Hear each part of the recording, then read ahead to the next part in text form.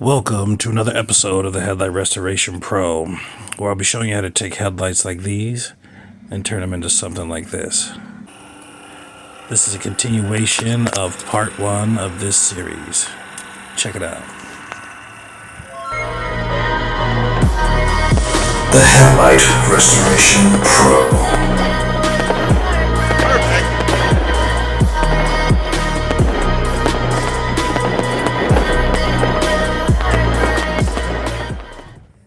Let's get down to business.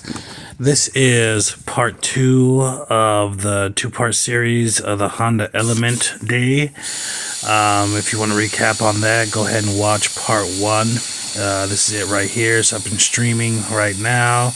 But basically, I had a bunch of elements in one day. This would be the third one that I did that day. And, this one is a little bit more damaged, a little bit more rougher, but let's see what the results look like. Spoiler alert, you already saw in the beginning, but we're going to show you how we got there. But even though this is a little messed up light here, it's really rough. It's very pitted. They must have done a lot of freeway mileage. Starting here with the same P500. I don't think it was just under what I would think would constitute using a more heavier grid. But as you notice, if you watched part 1, you see the tape here. I see how the tape is fitting here and it's sticking. This does not have whatever coating that person had on their vehicle on it, which I believe was some kind of, black trim or wax or something. This tape stuck with no problem. This is the same tape. This is maybe 4 hours later from that video, and it's sticking fine. It's a little bit warm in the day, but it's nice. But as you see here, although I went with the P500, I'm already starting here with a second P500. It's better to use multiple P500s if you can get away with getting that initial layer down with 3. My rule of thumb is 3 P500s. It's better to do it because it's less cleanup, it's less scratch removal, blemish removal that is made by the P500 or by anything greater than a P500. So your rest of your headlight restoration is going to be easier if you use more P500s. Okay, but cost effectively wise, anything that I have to use more than 3 P500s, a rule of thumb, I will go with something greater like a P320 or P220. If I start getting into it and I feel like there's no way I'm going to get all this stuff off in just 3, then I use those. That was somebody asked, a lot of people ask those questions, when do you know when to use it?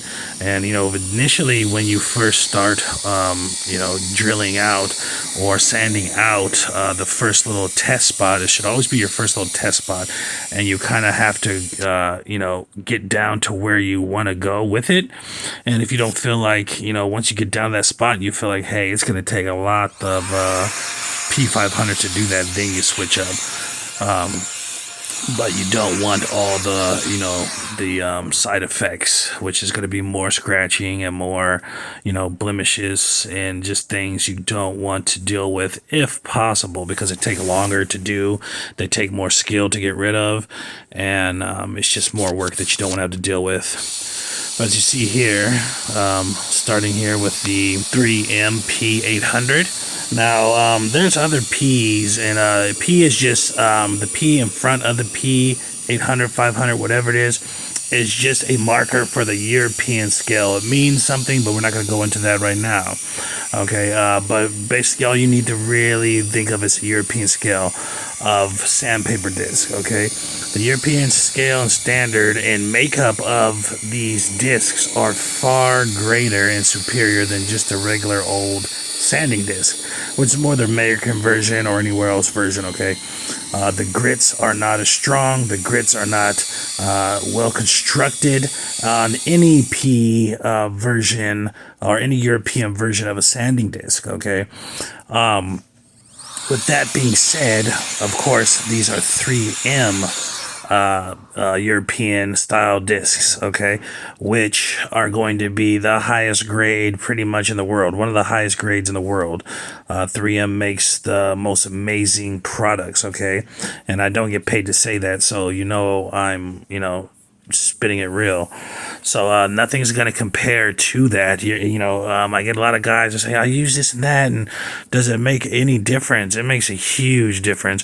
And you can generally tell if you just go on, let's just say you go on Amazon and you say a box of, one of these 3M grits that I use is, say it's, one of them is, $50 or $60 or something like that. One of the grits or whatever. Can't really say which one, but if you go on my bio, you'll see the prices. But let's just say one of them is like $60, $70 or something like that, right? For a box of 50, right? And then you're just going to go with Joe Schmo's Grit Shack freaking, 500 or P500 discs. And you're going to get like 1,500 of them for like $30. So that's going to tell you right there the quality of this product, okay? And, when you're dealing with something that is such a delicate thing, like a transparent plastic, it's pretty much a transparent super plastic called polycarbonate. This is what the headlights are made out of.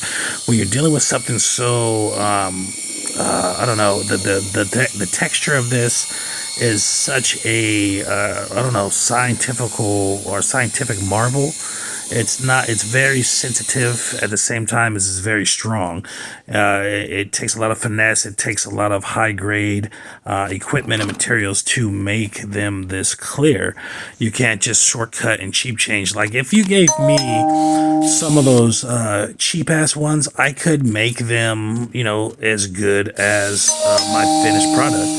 I could make them as good as my finished product that I use with all my good stuff, right? Because I am the Headlight Restoration Pro. I am a professional. I do more headlights in 1 month than somebody would do in 3 lifetimes. Okay, I do more, more than probably anybody you've ever known, honestly. I do a lot, and I've done a lot in a very short period of time. So I can probably produce that effect still with the cheapo stuff using, Plastic X or shoe polish or whatever the hell else people use. But it's going to be 10 times harder for me to get there, okay? Got to work smart, not harder. And it's going to have other side effects. It's not going to last as long. It might not look as good when the headlights are on. The headlight trajectory might not go out as far, might not, might be losing 50 yards, might be using 40 yards, 30 yards or something. There's going to be some kind of tinge, you might have blockage, when the light's trying to come out. It could be anything. It could prematurely start peeling. When you start cutting corners, I can't back that, and it's not going to be the same thing, even if I do it.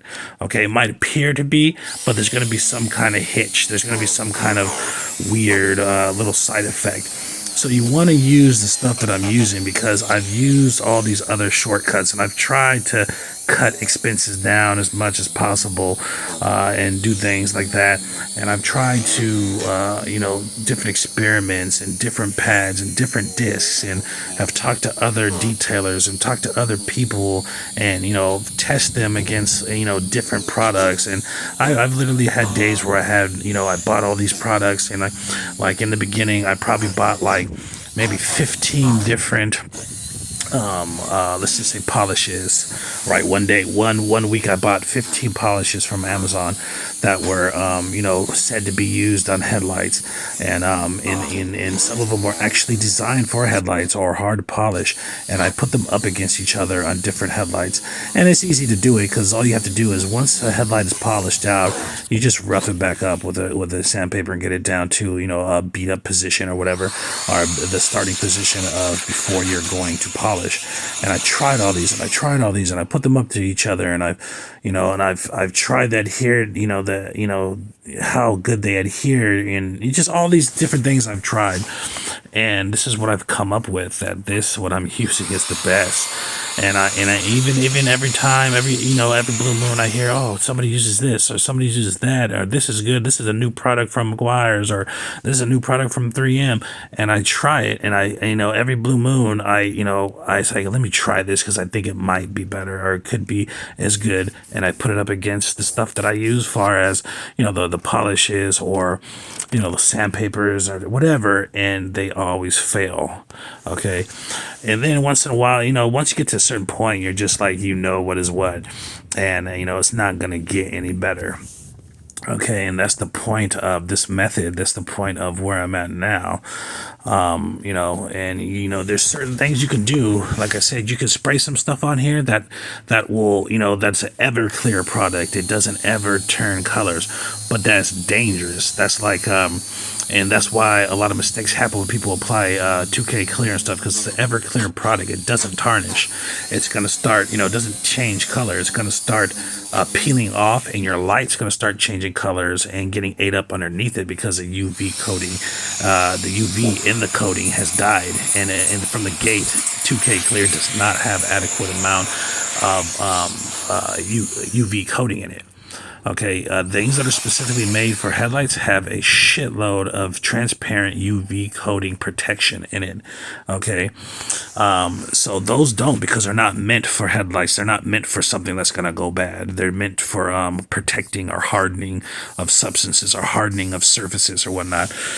Meant for a whole different ball game. So there's you might get a little bit more time. Honestly, I mean, like, my headlights on my vehicle are 4 years old in a couple days here. Okay, so. And it's the same method, and they look at like the day I first did the headlight restoration, because I know how to take care of them. Okay, if you take care, it depends on the level of care for your car and the level of aftercare you do. So you might get a couple months more, maybe even a year more of time out of the 2K clear. But 9 times out of 10, when I've seen, even when a good professional has done it, because I've seen some good ones, and I know of some good professionals, people tell me, oh, I got my lights done here from, Johnny's, Mike Smith over here in his shop, 2 years ago, and they clear coat, and I'm checking it, and it's all peeling and cracking, and he used 2K clear. I was like, the guy does good work, I can tell, because I have to dissect it. But what he used is a 2K clear. Now there's spider cracking everywhere, and I don't put everybody on blast. I don't put people on blast. I don't try to measure dicks or mess up people's business or whatever, but I'm just like, hey, you can come to me next time. Check this out. The Headlight Restoration Pro.